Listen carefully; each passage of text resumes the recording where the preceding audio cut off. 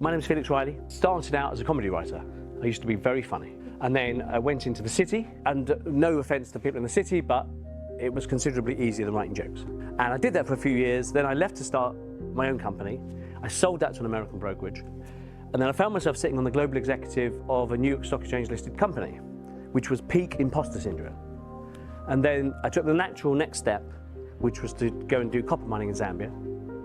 Then after that, I wrote a couple of thrillers for Penguin, and then a friend's company was in trouble, this just over a decade ago, and he said, can you come and turn it around? So I did that, and as I was kind of handing it back, they said, can you stay on? And I said, well, what as? And we kind of looked at each other, and he said, special advisor? And I tell you all that to let you know very clearly, because it's essential to what I'm going to talk about, is that I've had one foot very much in the artistic world, but I've clearly got this foot, the other foot, very much in the business world these days.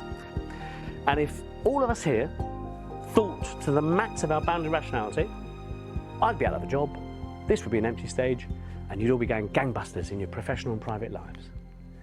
But it isn't the real world. Because every week, I go into companies and I see it's otherwise.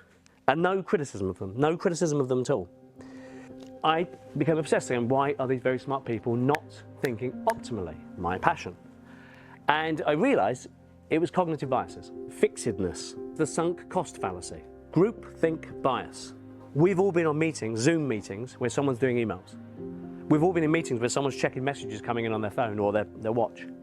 And Harvard says that when people do that, their IQ effectively drops by 10, and that it takes up to 15 minutes for them to re-engage. And this, the behavior in meetings where we might be discussing decisions that could have millions of pounds worth of implications, existential implications.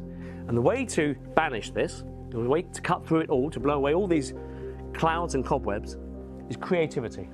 Original ideas that have value. I get a group of people together with different educations, different backgrounds, and different experiences. Then we can create something original.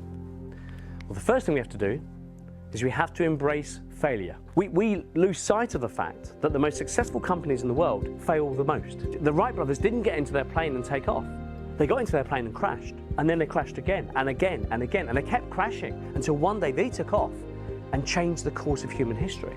It's massively exceeded my expectations in every way. The speaker blew my mind completely. And certainly learned something from the speaker, Felix Riley.